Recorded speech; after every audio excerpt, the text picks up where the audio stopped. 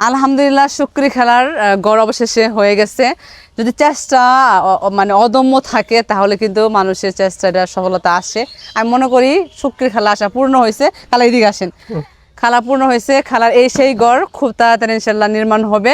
আর সেই সাথে বলি যে বাথরুম যে গোসলখানার কথাটা বলেছিলাম, এটাও কিন্তু অলরেডি আমাদের ময়মনসিংহ তারাকান্দার এক ভাই, উনি কিন্তু আমাদের নখ দিছে। এছাড়া আরও অসংখ্য মানুষ নখ দিছে বাথরুম গোসলখানা করার জন্য। কারণ যেহেতু রনি ভাই কুষ্টিয়ার ছেলে, মালয়েশিয়া প্রবাসী, উনি যেহেতু ঘরের ব্যবস্থা করে দিছে আলহামদুলিল্লাহ, উনি হ্যাঁ বলে দিয়েছে। টাকা আমরা এখনও কিছু নেই, কারণ এটা ডিটেলস জানার পরে কত হাত দিব এটা জানার পর তারপর ওনাকে বলবো। এছাড়া হচ্ছে যে বাথরুম গোসলখানা, সেটা কিন্তু অলরেডি আমাদেরকে আরও 1-2 জন নখ দিয়েছেন, সেটা দেখা যাক।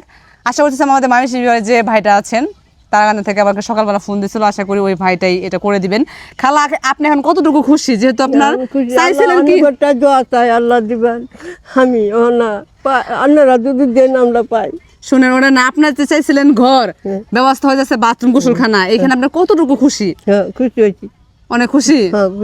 আচ্ছা, যে টাকাগুলো দিচ্ছে প্রবাসী ভাইরা এবং আমাদের দেশের ভাইরা, এবং 10 টাকা 5 টাকা 20 টাকা করে প্রায় 3000 সামথিং টাকা দিছে, তাহলে এই টাকা যা দিচ্ছে, হ্যাঁ এত কষ্ট করে দিচ্ছে, তাদের জন্য দোয়া করবেন না মন থেকে?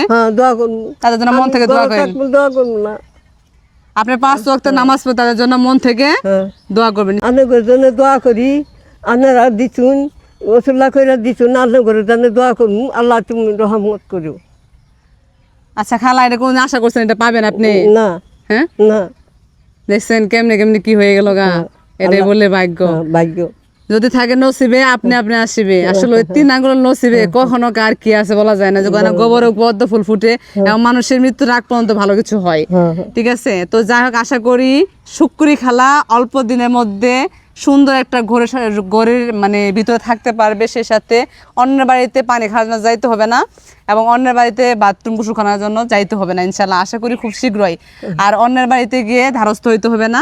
আর সেই সাথে যে খালার মেয়েটা এসে বাড়িতে থাকতে পারে না, ইনশাল্লাহ মোটামুটি একটা ঘর করে দিব যেন খালা এই বাড়িতে থাকতে পারে, মানে খালা মেয়ের জন্য এসে থাকতে পারে। কি কোন খালা, আমাকে দাওয়াত দিবেন না?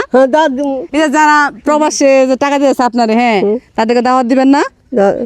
সবার দাওয়াত অগ্রিম দিয়ে রাখলাম। সবাই দোয়া করবেন যেন এই ঘরের কাজ খুব সুন্দর করে করতে পারে আলহামদুলিল্লাহ। যে 5 টাকা 10 টাকা 20 টাকা 50 টাকা করে যারা টাকা দিয়েছেন এবং যারা ঘরের ব্যবস্থা করেছেন, যারা বাথরুম কুশল করা দিচ্ছেন, তাদের জন্য মন থেকে স্যালুট। আল্লাহ আপনাদেরকে দীর্ঘজীবী করুক, নেক হায়াত দান করুন। সেই সাথে বলি, যারা এত পরিমাণ সাপোর্ট করেছেন, শেয়ার দিয়েছেন, আপনাদের জন্যই কিন্তু শুকরি খালা এই ব্যবস্থাগুলো পাচ্ছে। এবং স্যালুট জানাই আপনাদেরকে, কারণ আপনারা যদি শেয়ার না করতেন, আপনাদের মানবিক দৃষ্টিকোণ যদি না খুলতো, আপনারা যদি জাগ্রত না হতেন, তাহলে কখনো এটা পসিবল ছিল না। আমি আপনাদেরকে অসংখ্য ধন্যবাদ জানাই। এবং সেই সাথে আরেকটা কথা বলি, এটা কিন্তু শেষ মানবিক কাজ নয়। ইনশাল্লাহ আমার প্রতিজ্ঞা, মৃত্যুর আগ পর্যন্ত আমি যতদিন বেঁচে থাকবো, আমি আলহামদুলিল্লাহ মানবিক কাজ করব। হেরে গিয়েছিলাম, হেরে গিয়ে আবার রুখে দাঁড়িয়েছি। ইনশাল্লাহ আমি আবার মানবিক কাজ করতে চাই এবং মন থেকে করতে চাই, মৃত্যুর আগ পর্যন্ত করতে চাই। সবাই আমার জন্য দোয়া করবেন এবং ভালোবাসার মানুষটা পাশে থাকবেন।